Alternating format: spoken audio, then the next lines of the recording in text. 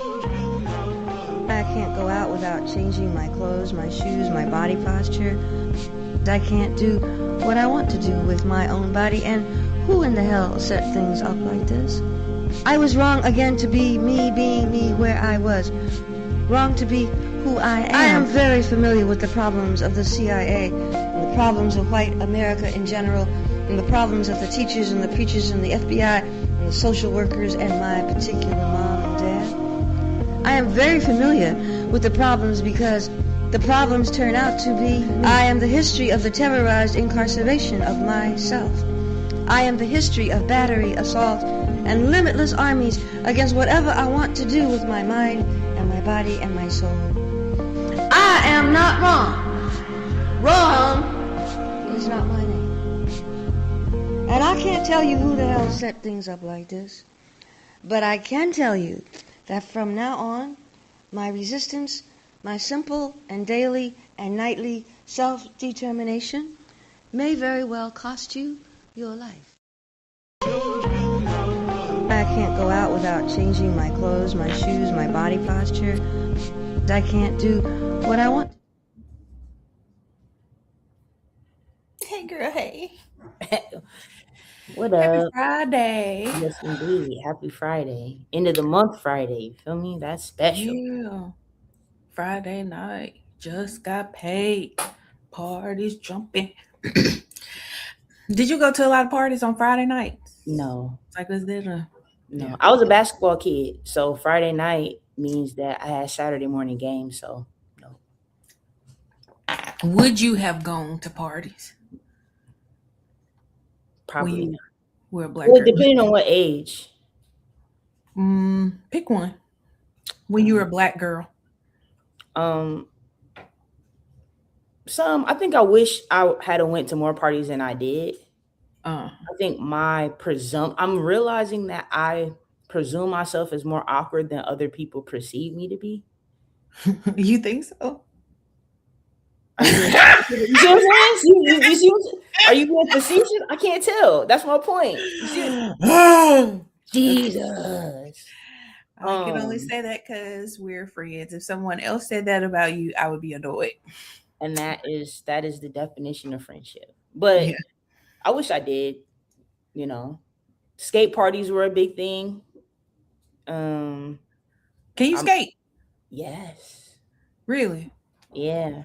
Is skating a big thing in Minneapolis? I think in the Midwest, like indoor winter activities like bowling and That makes skating, sense. yep, are black people things, right? Because it's a big deal in Chicago. Like when Yeah. I when I lived in Chicago, some of the people I would spend time around, like they were always trying to go to the skating rink. Yeah, skating. And Minneapolis is like Chicago soda. Yeah, So yeah.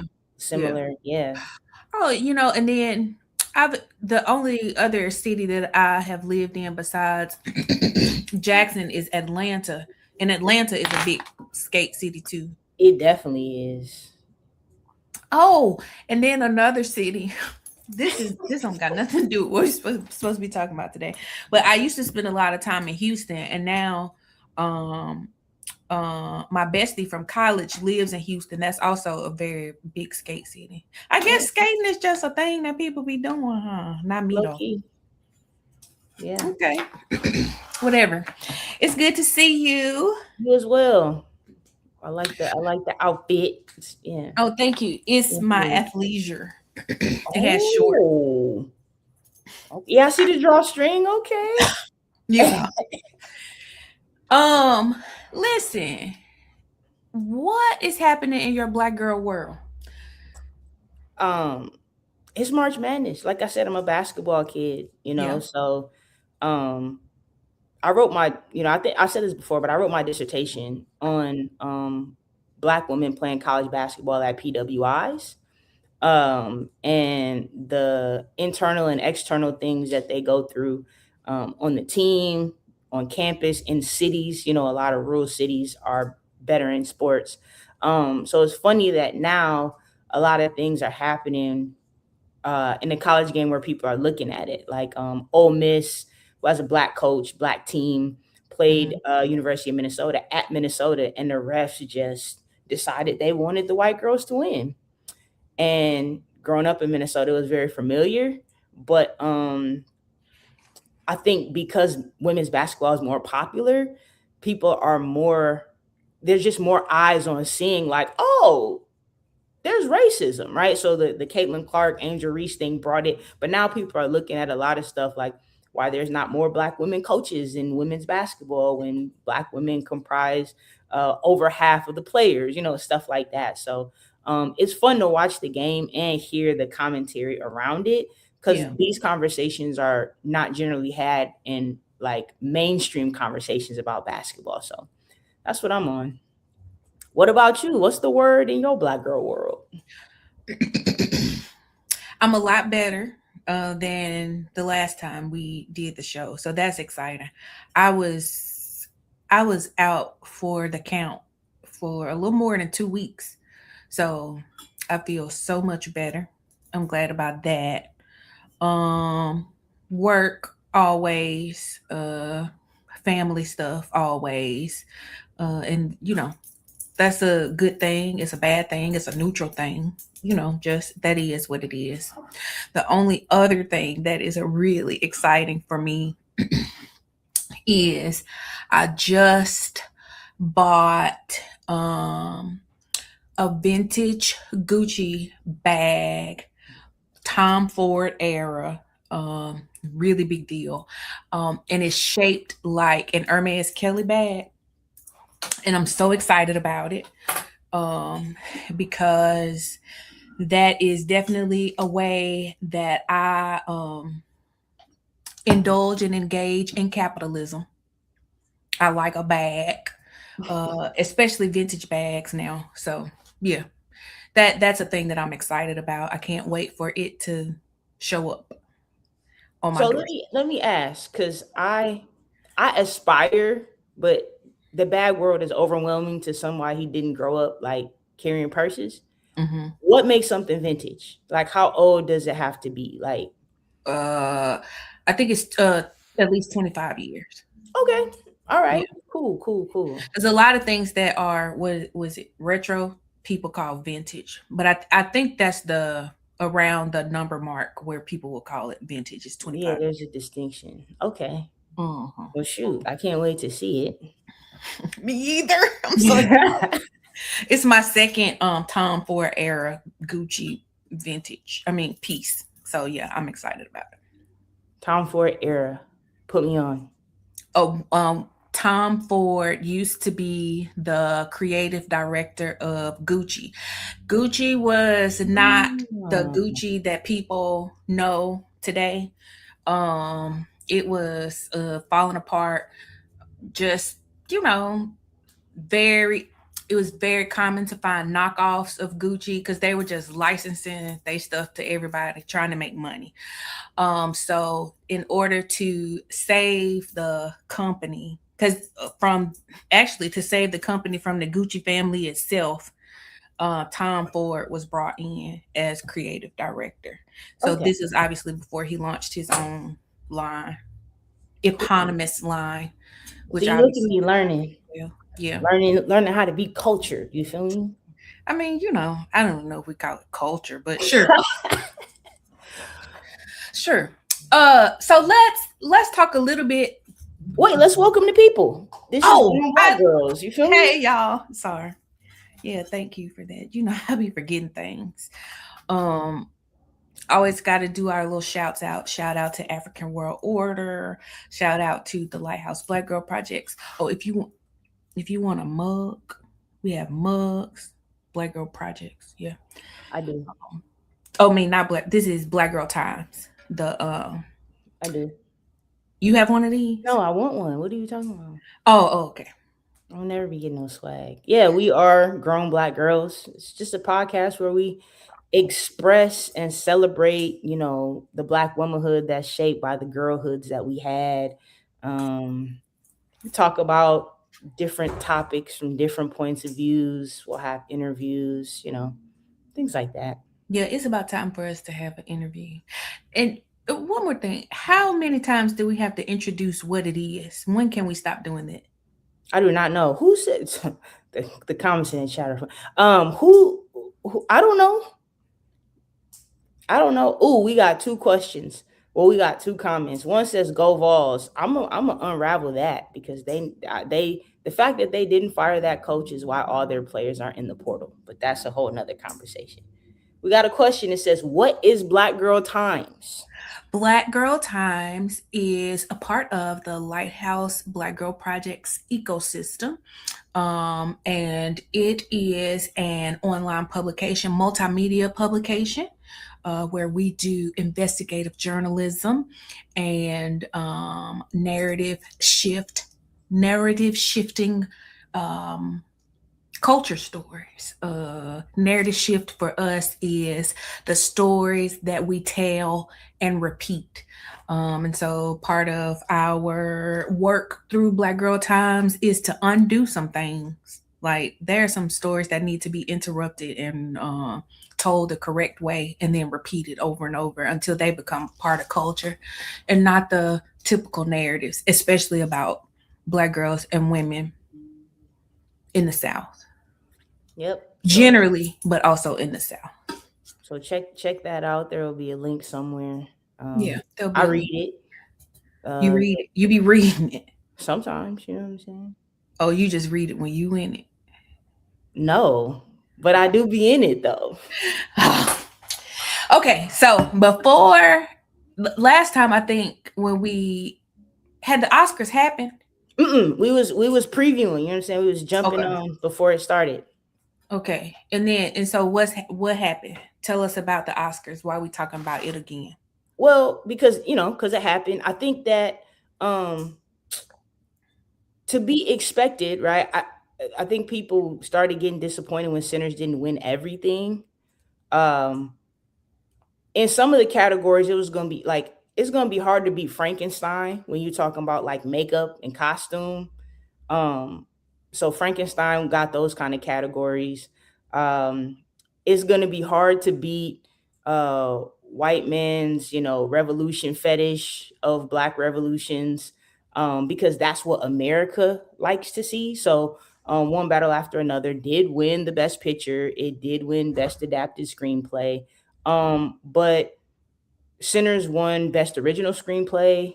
Michael B. Jordan won Best Actor, and I think they won Best Original Score. So there were some wins in there. Um, but in the hubbub, right? Because we talked about Tiana Taylor, and again, there was an incident that we want to highlight because as she was going on stage to celebrate with the cast after winning the award, she, in her, I want to say just, I don't want to call it like benevolence, but she realized that two of the people who were like part of the crew weren't on stage. So she gets off stage, goes to try to grab them to say, hey, come celebrate this moment with us. And security stops her from going back on stage, right? Guy security guard put his hands on her and This tried is to during the ceremony. this is when she was going to go on stage, right? And um she didn't cuss him out, she didn't retaliate, to violence. She just told him, get your hands off me, you're being very rude, like you're being disrespectful. Let people help you understand who I am if you don't know, or just kind of explain the situation because you're out of pocket. She kept her composure. But of course the narrative is, oh, she's so ghetto, and she's ruining the moment, and all these things were said about her. And she was, again, very gracious in trying not to let it derail the situation, because people kept asking her, what happened? What happened? She was like, let's celebrate. But again, just another incident of how, someone going to try to piss in your cornflakes as a black woman.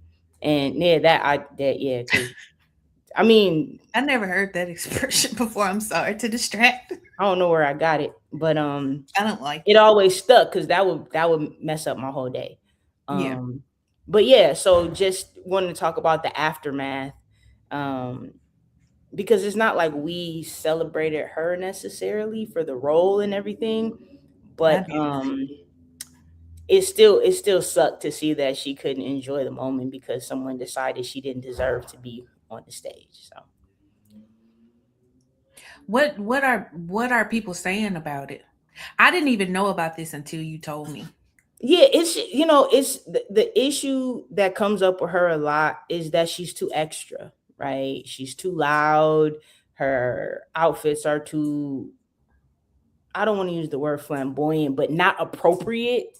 That she makes herself big. She's got a deeper voice, a strong New York accent, her demeanor, um her mannerisms, they come from ball culture, so things are very exaggerated, right? She's a choreographer, so she moves, but it was just she was just doing too much to a lot of people, and that became the conversation, right? It wasn't the conversation about maybe security shouldn't have put their hands on her. Yeah. Maybe it was good for her to speak up. And then there were a lot of, like, unfortunately, like, older Black people who were telling her to calm down. So that became a big show because one of the older Black women who was telling her to calm down and she was making a scene, like, was doing all this while her tracks were visibly showing. So then that just kind of took the conversation in another direction, because how you gonna be trying to check somebody about being respectable and you didn't put your whole track in where it was not visible to the world on the red carpet. So yeah. That's interesting. We should definitely talk soon about what it means to shrink ourselves. There are definitely instances, people that I think, oh, you doing too much, right? I also have to I'm coming to an understanding for myself that um sometimes I'm deciding that someone or something is too much only because it's not the way I would do it. And so that does not necessarily mean it's too much. It's too much for me and the way I express. So I think, yeah, I think we should talk about that one day. Because there's definitely an expectation that women, then Black women, and other women of color shrink to fit the thing, the narrative, the situation, the whatever. Yeah. So And then the assumption is that when we're just being ourselves, it's the default is that we're too much, yeah, right? just So existing is too much. yeah, yeah, Yeah, that's yeah. yeah, We should talk about that more. yeah. Put that Um, for later. Tell our listen, producer to remind us of that one for me, because we got a producer. listen. Speaking of too much, let's talk about this bachelorette girl, uh, Taylor Paul Frankie, whichever order it is. Paul is on the end because I thought she was related to them other folks for a second. Okay, Taylor Frankie Paul then. Doing too much. So if you don't know, this young woman is, there was a thing called Mom Talk that I had never heard of. Anyway, Mom Talk ends up with a show, Secret Lives of Mormon Wives. And from that show, some of the young women on that show have gone on to, like, parlay their way into doing other things, being on Dancing with the Stars. I think one of them um I learned from a person yesterday, I think. One of them is starring in Chicago as Roxy. Just okay, cool. So this Taylor Frankie Paul, yeah, I said it right. Taylor Frankie Paul was chosen to be the Bachelorette, that long-standing franchise on ABC. Secret Lives of Mormon Wives is on Hulu. ABC owns Hulu. So yeah. So she's chosen to be the Bachelorette, a long-standing, but probably it's fair to say sinking franchise. So, let's add some new life. Anyway, the girl is the Bachelorette, and then suddenly they say, no, you can't be the Bachelorette because this video that we decided not to show comes out because there's this domestic violence situation between her and her on again, off again partner. Video is pretty violent. You can look it up. Like throwing bar Yeah, stools, all of that. It's terrible. and her partner is a white male larger than her, right? Very So much larger. that She's a dynamics tiny of it, girl. um, we decided not to show it because we don't want to highlight violence. But she was really, like you said, throwing bar stools, and she had thrown clothes all over everywhere. But again, the reason we bring it up is, on one end you have someone like Tiana Taylor being assaulted and being considered too much. On the flip side, you have a white woman who has a history, right, of intimate partner violence, being cast in a position as one of the most eligible bachelorettes in the country. So there's a serious dichotomy and a double standard when it comes to the way we the way we want black women to shrink, and in the same breath allow and encourage white women to really be offensive and too much, right? The whole Karen, like, that whole archetype of is come from white women just being exaggerating, being abusive, harassing people for no reason. So there's a double standard that we wanted to talk about with that context. Yeah, I think one of the things is there are a few things. One of the things that just came to mind when you were talking just then is to underscore that for the most part, we this generalization can be attributed primarily to white cis hetero women, because the system, the algorithm, if you will, has nothing for a white woman who is same gender loving, who is trained. Like, no, stay away. So it no, you got to be cis and hetero. Yep. I ideally you have to espouse values of Christianity and quote Yeah. unquote family values. So even within that cis heteronormativity, there's a specific archetype of white woman that is also presented as the epitome of femininity. Right. Skinny, blonde, petite, Yeah. um, and she fit the mold. And I think it shows a couple of things. Like, if when white women fit the mold, they don't have to be held accountable for their actions because they Mhm. live in a society that not only protects them from being seen as aggressors, but it will project those exact things on the black women. It will vilify black men, Mhm. fundamentally in this construction of white femininity, for sure. Mhm. And then so then we go from that. We just gonna operate in that is true. I mean, it's true for us, but we're gonna operate. So then we go from that truth to so someone might say, well, they canceled the show, except for they knew that this happened. Like, this video was it's not like it that just happened. Like, the attack just happened. It was from like 3 years ago or something, and had been going on in the relationship. So it wasn't a surprise to ABC. Right. But this image is, I think it underscores how much whiteness is invested in this image of white femininity being seen as idyllic, right? Because Mhm.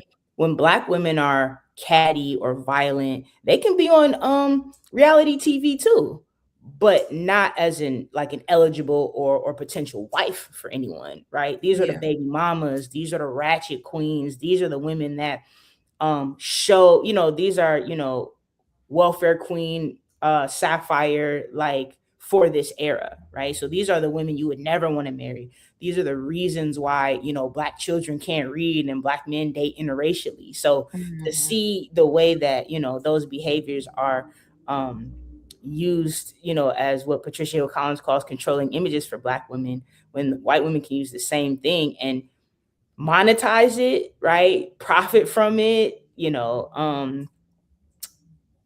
that, that just shows how propaganda is operating alive and well in the interests of not only MAGA, right, but just whiteness in general. Then we go. So that brings us then to another double standard about when, especially we're going to stick primarily to talking about physical violence when the woman is the perpetrator of harm. So in a hetero relationship, and even in queer relationships when it's two men, but we'll stick with the hetero right now. So in a hetero relationship where the woman is the aggressor, the perpetrator of harm, and the man is the one who has been harmed, there is no way to be, how people talk about the perfect victim. There is no perfect victim for a man. Either you should have done whatever to keep this from happening. I won't let no hit me, right? Or it's he is, the only word that comes to mind disparaging is punk, but like whatever it is, he's a this, he's a that, because he let it happen. So there is no way to do it right. And then also, one of the only times that we see in the criminal justice system, people, we're pretty sure that something is going to happen to the person who has perpetrated harm, whether it's a ticket, whether it's a night in jail, whether it's whatever. It's when it's a woman. Yeah. I just, yeah. Yeah, it's tough, and I know I'm not a fan of the criminal justice system at all. And there's been acknowledgement of this disparity, but there hasn't been anything to deal with it. And in some ways, the ways that they've tried to deal with this disparity has exacerbated harm, specifically for Black women, women of color. In California, what they decided to do was if anyone makes a claim of intimate partner violence, they just arrest both people, right? And they said that the justification for this law was that, one, it would it would make people think twice about filing false claims of intimate partner violence, because that's such a big issue. Second, they said that it would neutralize the gender imbalance if you just arrest both people. So Yeah, whoever's the just why not? perpetrator, just arrest them both and then let it be sorted out. Of course, that was a terrible idea, because now women who can't afford in multiple ways to be in the criminal legal system, like if you have a job or if you have a child and you don't want to, lose your child, lose custody or lose work because because you're locked up, that becomes a deterrent to calling the police. Now, calling the police is never uh I wish, I'm always for better alternatives for public safety for Black people. But the idea that now calling the police is taken off the table, because you're likely as a victim to be incarcerated, because someone thought that would balance out the gender the gender inequalities, shows how lacking the understanding is of these dynamics. I think one of the reasons is because it's really hard to get good statistical data about men who are harmed by their partners, right? And again, we're sticking to hetero couples, but this is true in queer relationships too. Specifically in queer relationships, the idea that the police mis categorize it, right? If a man and a man are fighting and a woman are fighting, it's rarely acknowledged that it may be an intimate partner violence situation. So when it's written up, it's often just two men fighting, two women fighting. The underlying reasons that may be romantically connected are rarely logged in police reports, which means that when folks like me try to go get data, that data doesn't exist because that's not how it was reported. Yeah. Right. And then what you pointed to, if you're a man and and people find out that not only are you getting uh, attacked by your girlfriend, right, but that you reported it to the police, Mm-hmm. that's like doubly emasculating, right? So the statistics um, are terrible. And there's not a lot of shelters. There's not a lot of places Oh, for that sure. men can go if they're experiencing That abuse. people, period. That's We'll a just start with people, period. But that's a then men, yeah. where are you supposed to go? You should just not. Why you let her talk to you like that? Why you let her hit you like that? And if it's the same gender loving couple, well, you shouldn't be in that kind of relationship anyway. Yep. Yep. It's pretty it's pretty devastating. And I say that because um we're in an era now where the regime that we're under is trying to remove access to the data and statistics we do have, right? Or like literally National Health Institute has noticed that data that disaggregates means like when you have statistical data, it can be a population or it can have specific groups within a population. Like it can disaggregate by age, by race, ethnicity, location. Like a lot of that sexuality and gender, a lot of it is like a lot of those smaller details are just being completely removed, right? So now if I want statistical data on intimate partner violence, it just says overall population data, right? Yeah. So it was hard to get initially, but now this regime is intentionally removing the ways we can use to prove essentially different types of disparities, inequalities, um, because like statistically, who some of the worst perpetrators of intimate partner violence are? Who? Law enforcement, Yeah. right? So, but yeah, I think that Yeah. um, If it's one thing a cop gonna do is beat their wife. I want I want to read these statistics just because we're talking about statistics and then just hear your response. These are from 2024 from the Domestic Violence Services Network. It says 1 in 4 men experience domestic violence, 25%. 1 in 2 men experience psychological aggression. 1 in 7 experience severe physical violence. 1 in 19 experience stalking, and 1 in 71 experience rape or sexual assault. I When you think hear those statistics, what comes to your, what do you think? I in a lot of ways, I think the culture of masculinity allows these statistics to be underreported. I think that if you have as a man, right, if you have women or because we're sticking to heteronormativity because of the example we were provided, but if you have a whole bunch of women chasing after you, um that's not understood or read as stalking, right? Who If don't want that? right, Maybe not exactly. you. The more the Hmm. better, right? If you don't Hmm. have I know people who have grown up to believe that women arguing is a show that we care or a show that we're invested. So there becomes this dynamic where, people start fights and arguments for no reason. Um to manipulate their partner. Those things are rarely acknowledged as psychological or emotional abuse, right?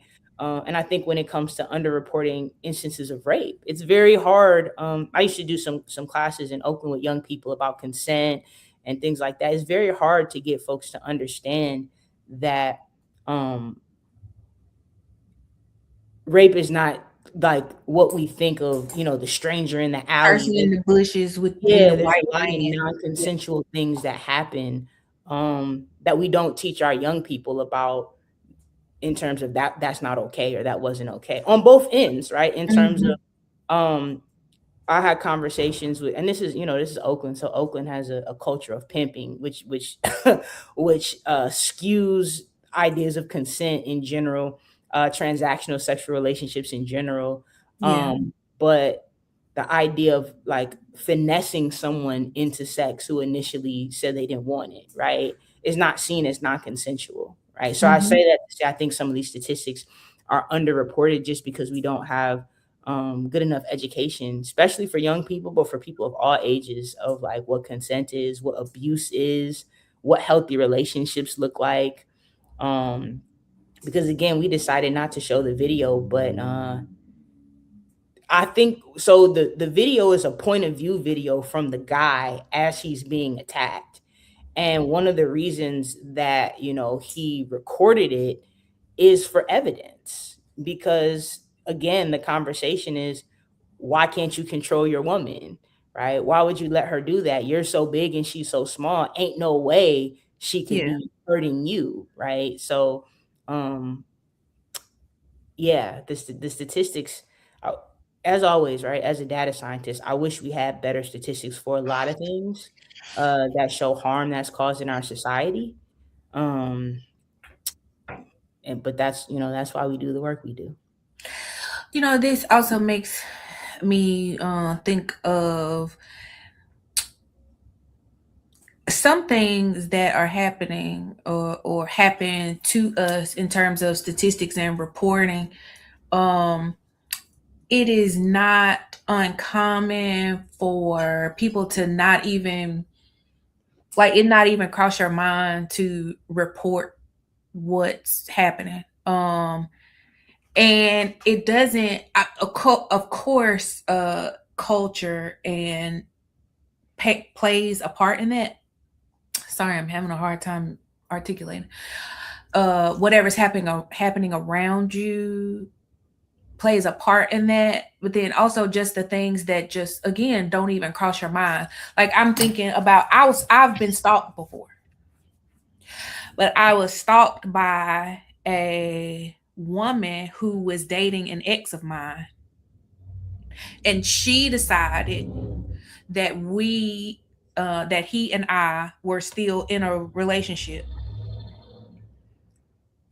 She lived in a completely different city, and she would drive to where I was to follow me around.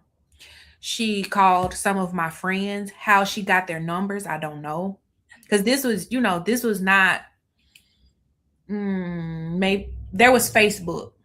I think that's it at the time. She would call my friends. Never in my mind, never once did I think, oh, this is a thing that I should report. And it's not because it wasn't impacting my life. Like that was a terribly stressful period in my life. Um, because she would just pop up, or she would call.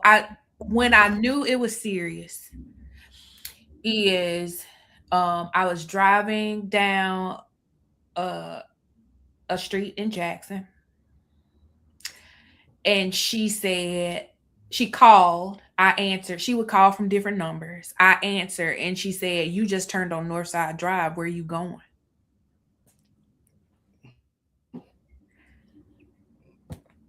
It didn't cross my mind to call the cops. Yeah, I'm sorry that Who happened to you. That is, who am I gonna report that to? yeah. Like, so I don't know.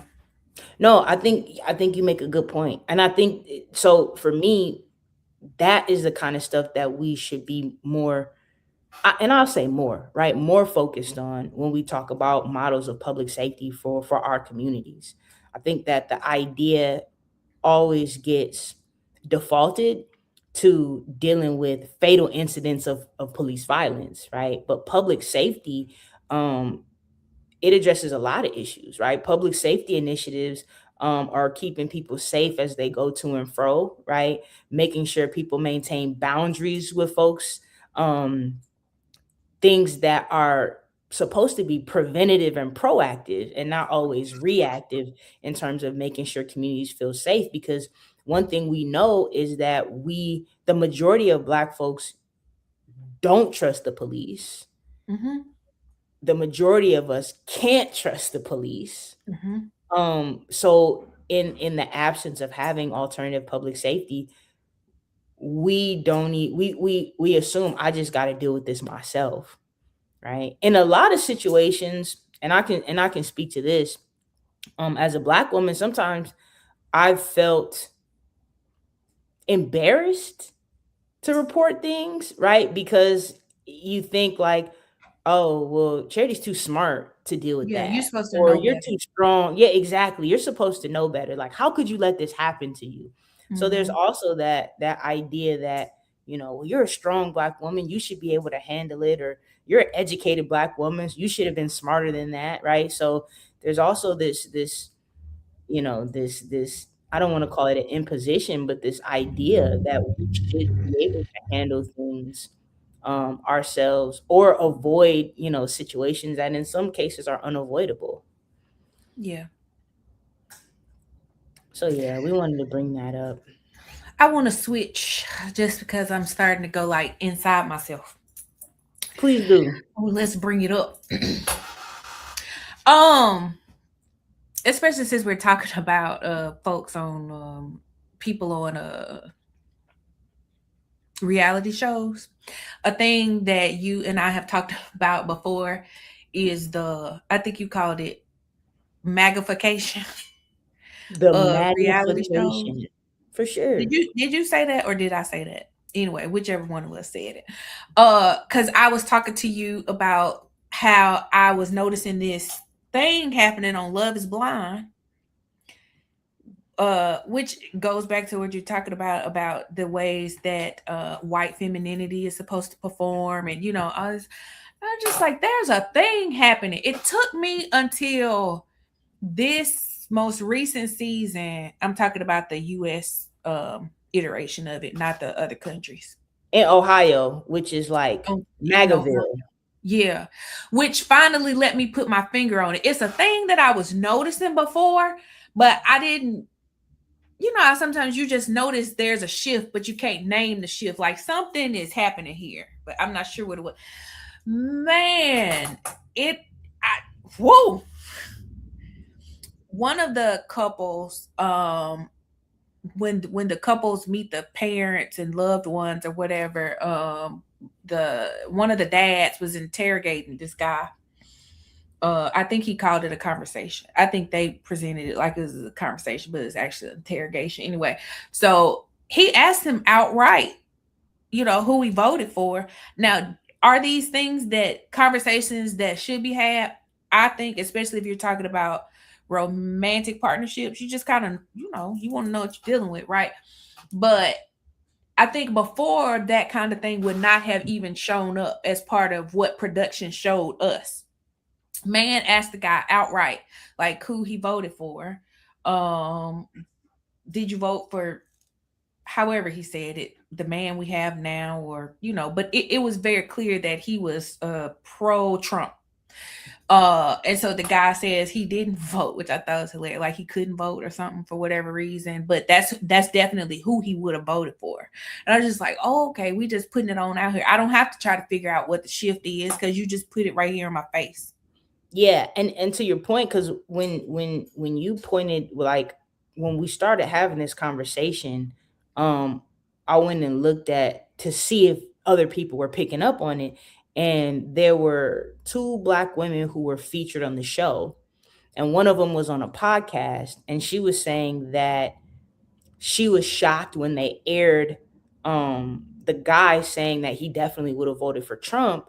She said because that was one of the questions she was asking in the pods, right? Because Love is Blind is a show where you don't see the person and you have these conversations with them and you decide to get engaged to them sight unseen, right? Mm-hmm. So she said, as a black woman, she was saying that one of the questions she was asking all of them was like, who did you vote for? Mm-hmm. And what's your name? Who did you vote for?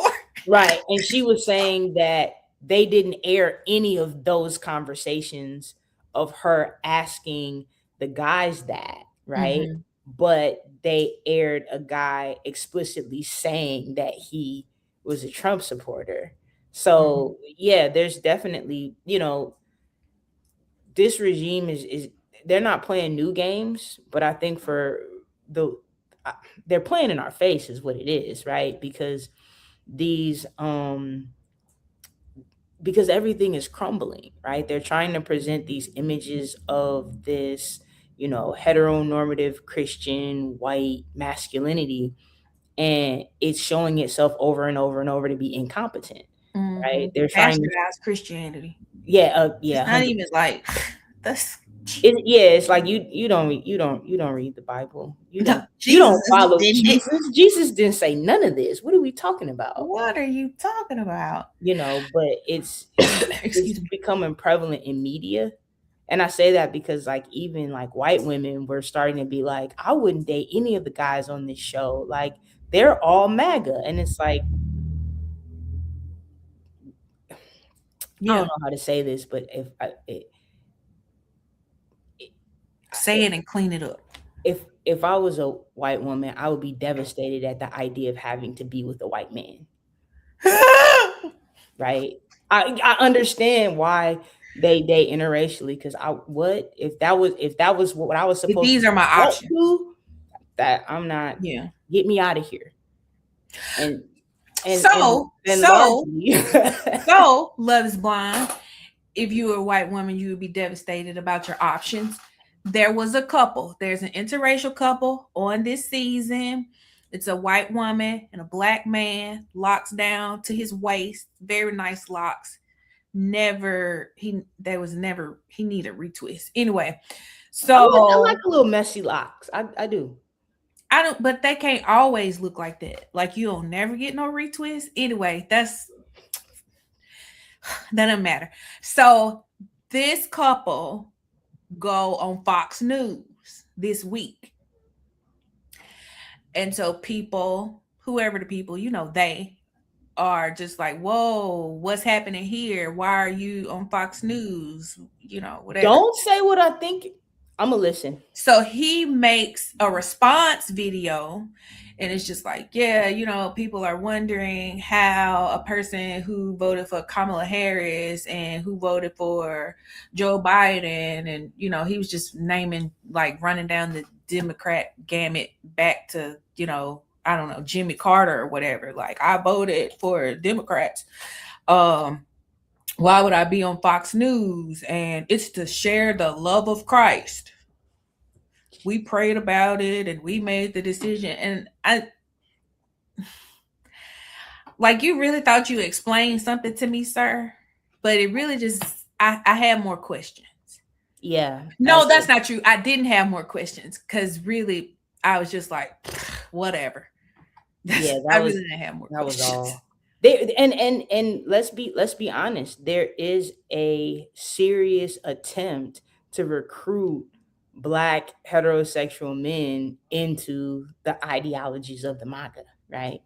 So having someone there, he's from New York, he's a professor, college professor, and look, even he has been able to get his blonde hair, blue eyed, woman. Yeah. So there's for those of folks who have melanated skin who aspire to that, now he becomes a symbol of what they can aspire to. Is that the red pill or the blue pill?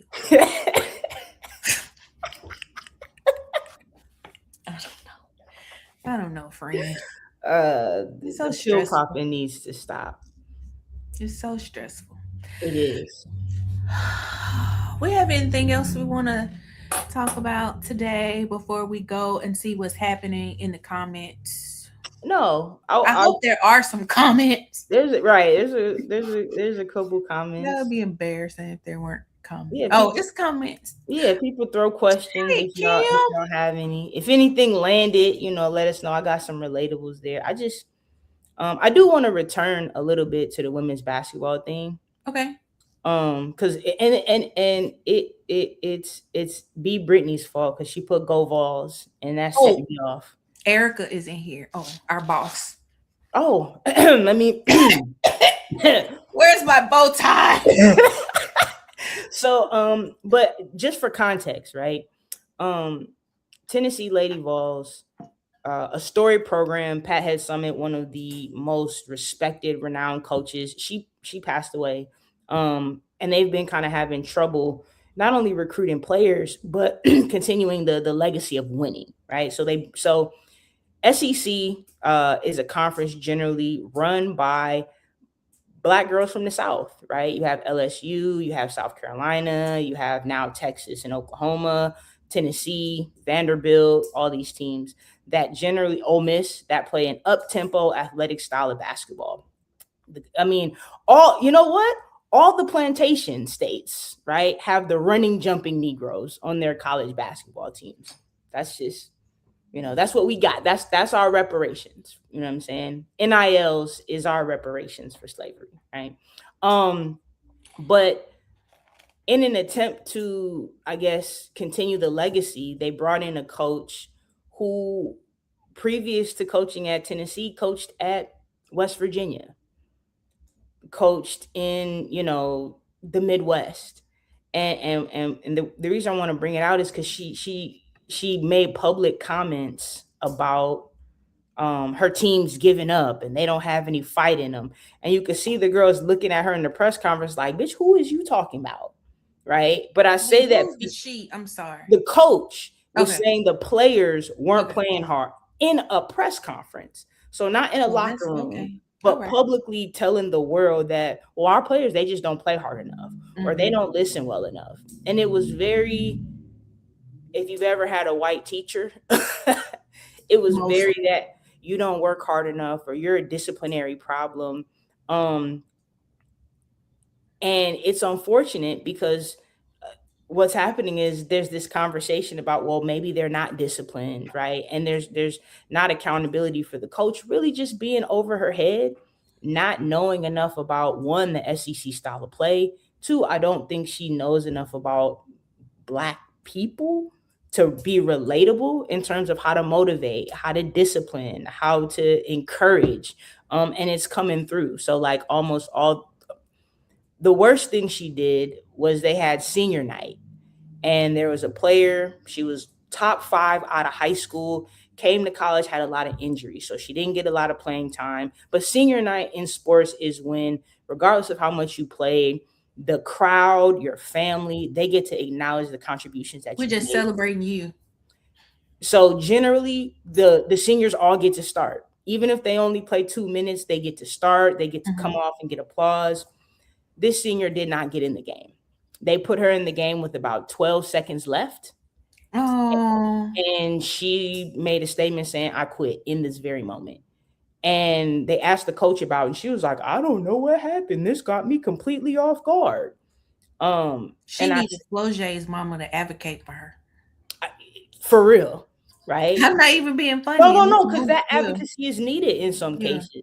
But I say that to say there's a big conversation about why there aren't more Black women in head coaching positions. Dawn Staley is the pinnacle and icon, but across the board, yeah, she's dope. But across the board, there's not parity, right? Mm-hmm. So there's a question about what we do, but at the same time, like her name is Coach Yo. She coaches at Ole Miss, and I'm gonna be honest, I don't know if I will want to coach at Ole Miss or Tennessee or Alabama or any of these schools, right? So there's an issue kind of with college basketball about going into these very hostile spaces where the only places where like Black women and Black girls may be celebrated is, track. In the South, Black girls play softball, and basketball, but the spaces themselves are very, very violent, So, but and then they didn't fire the coach at Tennessee. So like all the players are transferring. So I hope there's enough white players that can fill a roster next year. And I hope no Black girls go play for her. And I hope that's a lesson to the NCAA, to, women's basketball as a whole, because, our young women deserve better. Yeah. There's a question. Do you think the Bachelor franchise can be redeemed? No. I don't. I think it's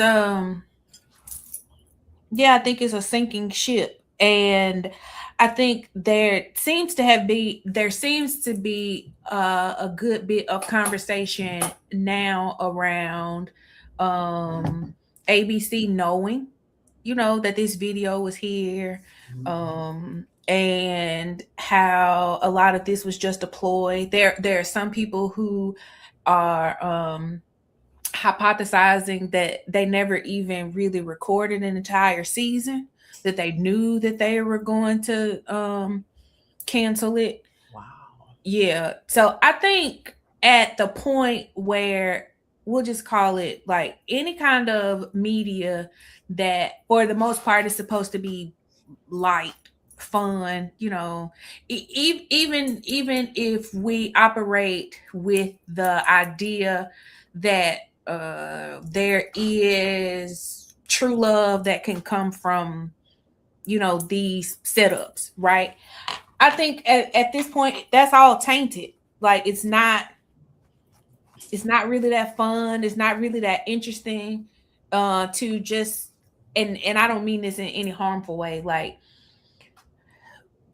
to people who aren't critical thinkers. That's a nicer way to say it. People who aren't critically engaging and thinking about the media they consume at the point when people like that are just like, oh, like what? Ooh, no, I don't. Yeah, I don't think it can be saved. Um, marriage is too I expensive. do wonder though. I do wonder though what comes next. So, because I even think that as more people start to uh critically engage things, even we'll go back to Love is Blind, right? Like if people are complaining about the magnification of Love is Blind, and oh, if you're going to watch this, if you're going to watch Love is Blind, watch the franchises from other countries if you want to like actually see something like that kind of thing. I don't know. I guess then it just comes into a conversation about propaganda. Like they'll just give you what they want you to have, even if it's not necessarily what you're interested in seeing. I don't know. I have to think about that more. But no, I don't think there is any saving. Yeah. We got a comment. It says the media has always been dirty liars, but now they are getting extra greasy, right? So to your point, Yeah. um, they don't care that we don't like it now. Yeah. That's how you know the regime is authoritarian. They're willing to lose money to push these archetypes and these narratives, right? They know people aren't watching, they're not buying. But now we want to talk about propaganda. I don't know if you've seen these videos that these Lego videos that are coming out Mm-mm. Send me from some. Iran. Uh, Oh, they're oh, yeah, lit. yeah, yeah, yeah. I think yeah. Now that is must see TV, right? That and I say that not jokingly at all, but Iran is honestly putting on a master class in how to engage propaganda if you want to present yourself um, alongside of international conflict, right? They're aligning what they're doing with their propaganda, right, in Hmm. ways that are highlighting where they're successful. We got people fumbling over their words, um, just showing their incompetence to the world and then doubling down on that incompetence. And that's legitimately the opposite of what propaganda. But I'll say this to say, I think that's the hook. I think the hook is that even being incompetent, even being unqualified, even being vile and immoral, you can still control the resources. I think that's unfortunately the allure of not people like you and me, but I think that's what makes that. I think that's what a lot of people unfortunately are resonating with. Oh, I don't have Yeah. to actually be good at my job to be the boss. Woo! I don't And even that's want to get scary. into that. I don't That's even want scary. to get into that. A thing Erica said is, I wish we didn't rely so heavily on them for our entertainment, even our guilty trash, because I love me some trash TV. And I think though then that very quickly turns into a conversation about anti-blackness, because we talk a lot about how we could create our own spaces and whatever, kind of like what we're doing, right? um we can create our own spaces, but then they're very quickly from that turns into what's wrong about it.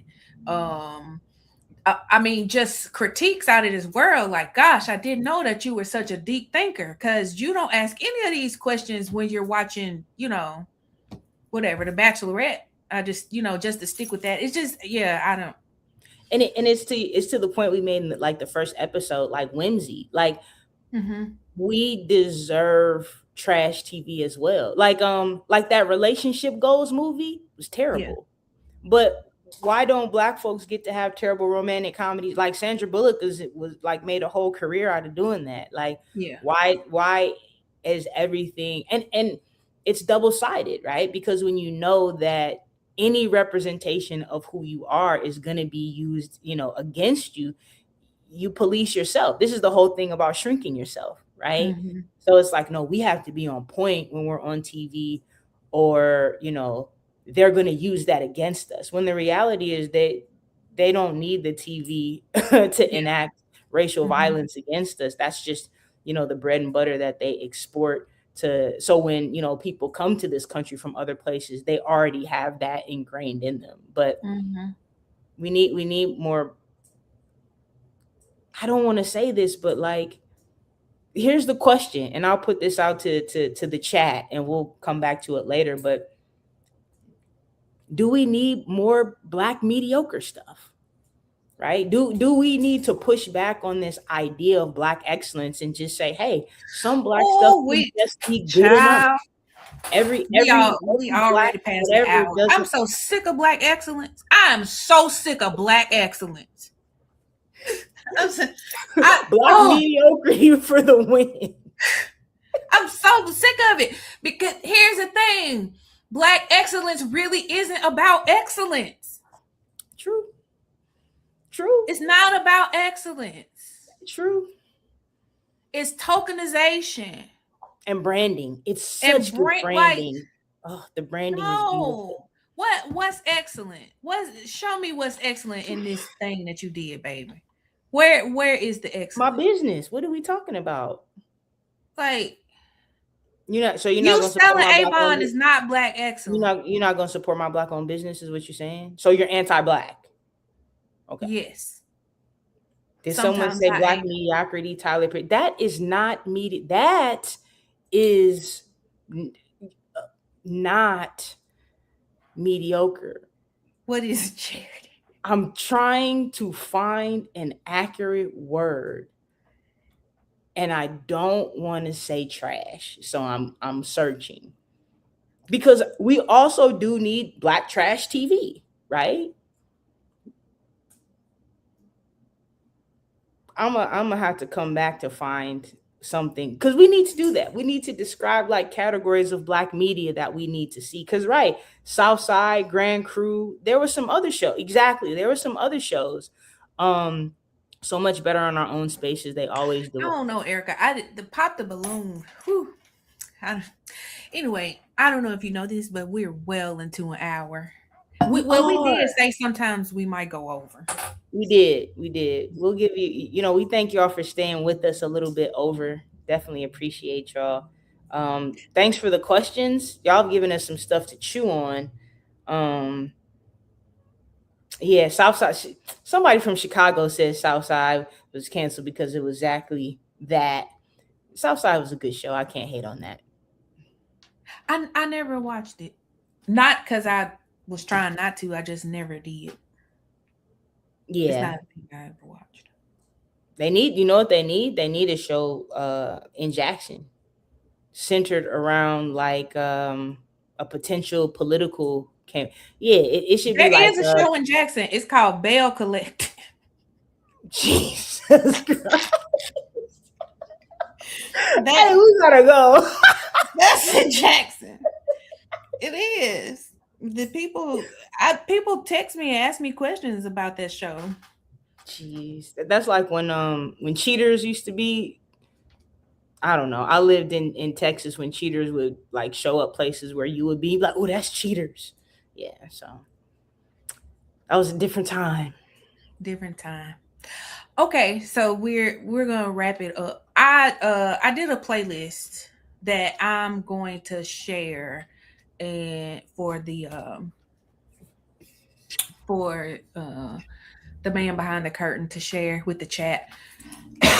Excuse me. One of my favorite things to do is make playlists, and I want them to, it's like my a playlist for me is like an album that I want to hear, right? So I'll pull songs from all over and like make my own album.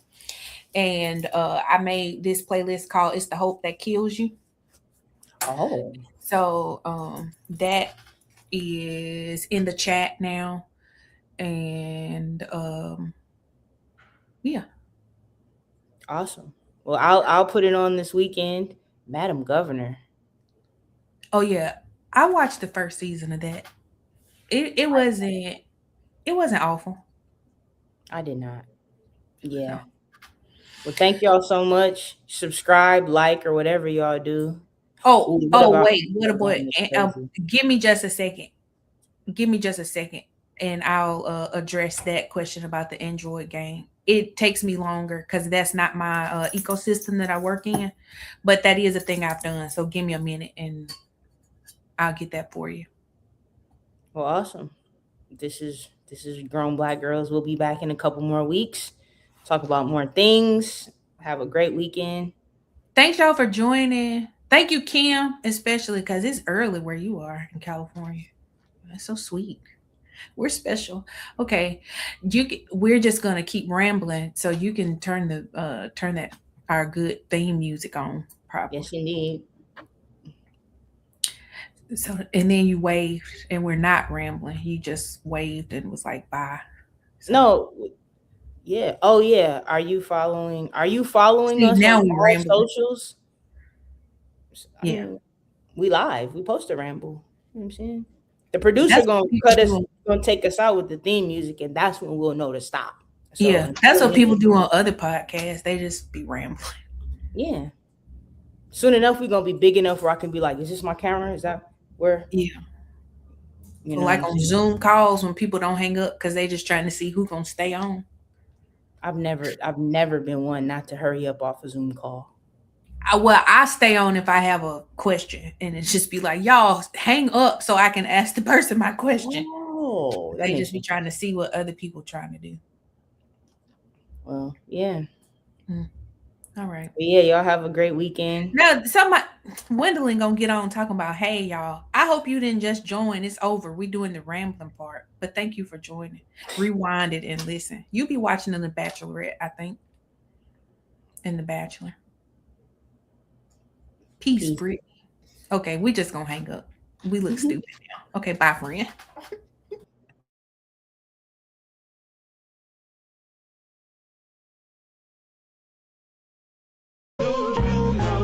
I can't go out without changing my clothes, my shoes, my body posture.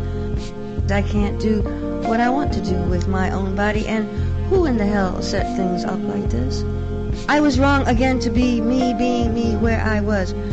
Wrong to be who I am. I am very familiar with the problems of the CIA, and the problems of white America in general, and the problems of the teachers and the preachers and the FBI and the social workers and my particular mom and dad. I am very familiar with the problems because the problems turn out to be me. I am the history of the terrorized incarceration of myself. I am the history of battery, assault, and limitless armies against whatever I want to do with my mind and my body and my soul. I am not wrong. Wrong is not my name. And I can't tell you who the hell set things up like this, but I can tell you that from now on, my resistance, my simple and daily and nightly self-determination may very well cost you your life.